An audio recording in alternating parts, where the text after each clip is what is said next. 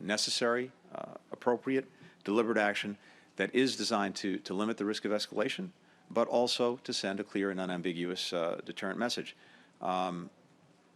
This action in self-defense to do what's necessary to prevent further attacks, I think. Let's get more analysis now from Daniel Serwer, who's a senior fellow at the Middle East Institute. He joins us now from Washington, D.C. Thank you so much for joining us on TRT World. As we heard there, the White House says its strikes on these Iranian-backed targets in Syria were defensive. How effective is this strategy? Well, we won't know until a week or two from now whether it does reestablish deterrence, whether it does hinder attacks on American forces in Syria and Iraq. The history of this kind of thing is not a very happy history. It tends to be escalation for some time and no very concrete strategic results. That's right, because Iranian rockets and now unmanned aircraft have continued to rain intermittently on US personnel with no signs of abating. What needs to be done then in order to stop these attacks on those US assets?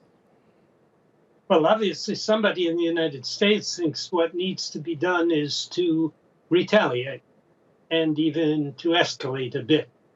I don't know that that's going to work. I think we face a difficult situation with Iran because the United States does want to reach an agreement on the nuclear deal. And at the same time, there are parts of the Iranian government, especially the Islamic Revolutionary Guard Corps, that probably doesn't want an agreement on the nuclear deal and is happy to try to provoke the Americans into this kind of tit-for-tat military action.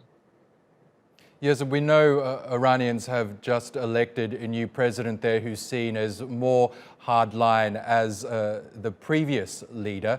Do you think there is any political will in Iran to actually revive this Iran nuclear deal, which, as we know, has really hurt the Iranian economy?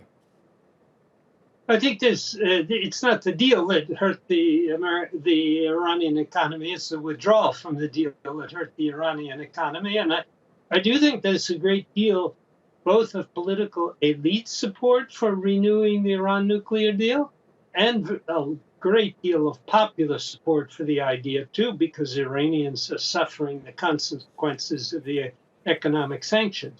But also the supreme leader, who has made it clear that he wants the talks for re-entry into the Iran nuclear deal to continue.